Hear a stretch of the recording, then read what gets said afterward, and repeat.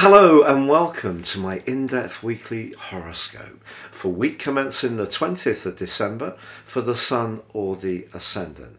As ever, I'm going to give you the major strands of this week before diving deep and in forensic detail giving you each of the 12 zodiac sign forecasts, so please stay with me for that.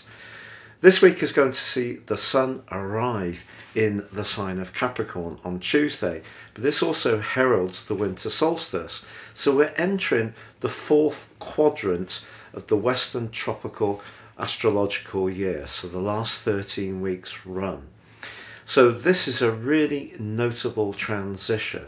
The sign of Capricorn is very much to do with structures, it's to do with the more traditional features of life.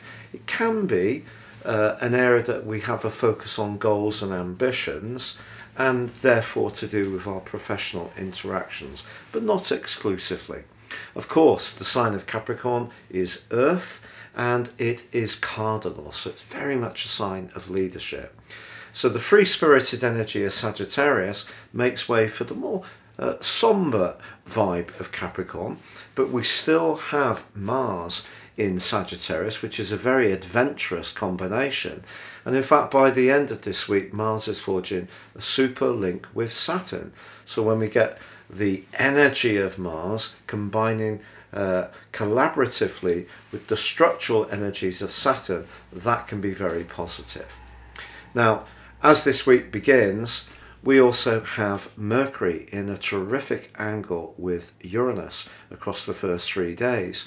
Mercury already in the sign of Capricorn, dazzling in the electric link with Uranus, asks us to be very open-minded about how we deploy our resources. Anything to do with business decisions as well. The more innovative we are, the better it can be. Remember, the full moon from last week is still very, very potent this week. And that's basically saying to us that we need to use our language carefully. The everyday communications of the moon in Gemini competing with the more expansive energies of the Sun in Sagittarius. So choosing our words carefully this week continues to be a theme. If we're traveling anywhere, important to check out things carefully. But Jupiter was very supportive to that particular lunation. So I think there can be some uplift from that feeds into this week. But by Friday, by Christmas Eve, we do have the square between Saturn and Uranus repeating itself exactly for the third time this year. But you know, the truth is, within a few degrees, they've actually been agitating at one another pretty well since about the second week of January.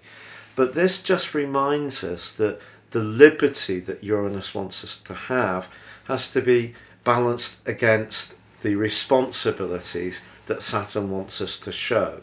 So there could be something that is stopping us being quite as free as we would like on Christmas Eve.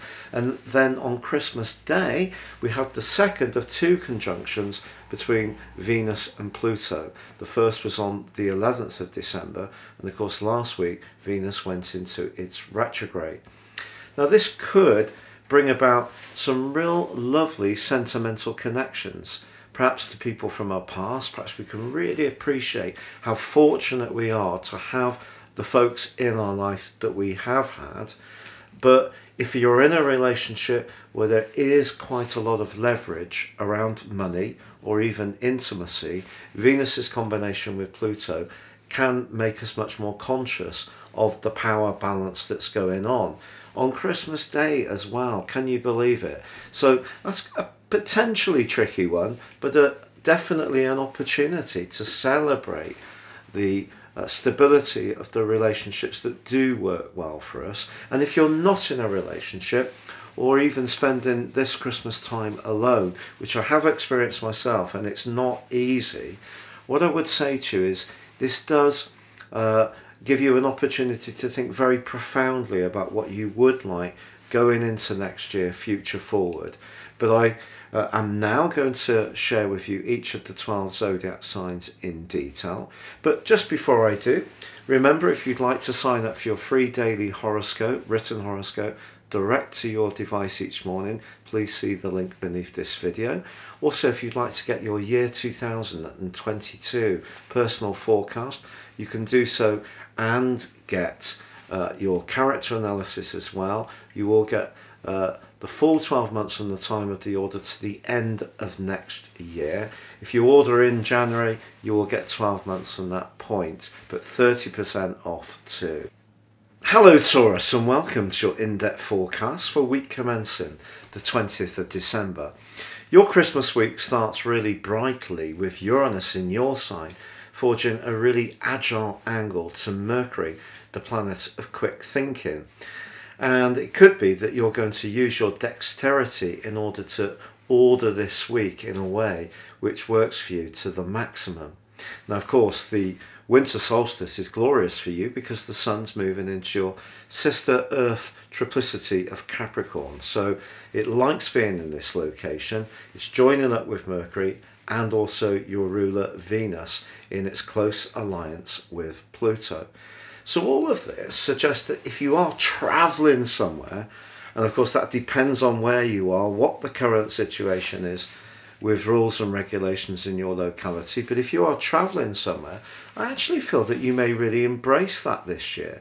If you're someone who's very much a traditionalist and you have liked to, follow the same sort of structure around Christmas time, just doing everything a bit different this year can be like a breath of fresh air. So whether that does mean go into someone else's home or several people's homes to spend time with them, or staying in your abode but changing things up, making it a little bit less samey as it has been in the past, I think that's actually something that really can call out to you. Now, of course, Uranus in your sign has been pushing you over the last few years, especially if you're born early in the sign of Taurus or you have other personal planets that have been affected by it. It's been pushing you to embrace the more freedom-loving side of your nature or to make some changes. And it's square with Saturn just on Christmas Eve is a bit of a reminder that when it comes to your professional situation or your work, the desire for a change may be tempered by how available a particular role is in your locality, or if your skill set perhaps needs to be updated in some way.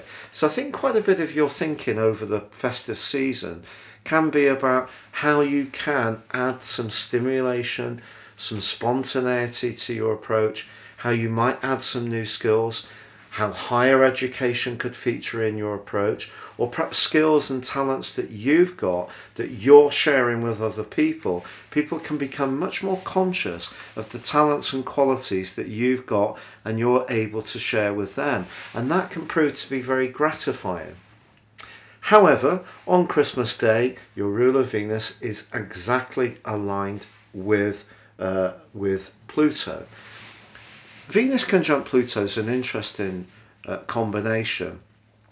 It can point towards you seeing the truth, because the 9th house where they're located is very much about the higher truth. It could see you seeing the truth in certain involvements in your situation. And of course the full moon that occurred last week, that's pouring its energy into this week, and for you that's very much about balancing the ins and outgoings financially. It's also about understanding more your needs in an intimate way. It's possible that there can be a boost to your finances because of the role of Jupiter to that moon last week that is going to manifest itself this week, which of course would be delightful just before Christmas time. But I think you can in quite a profound way understand the importance of truth, or your truth, in your relationships.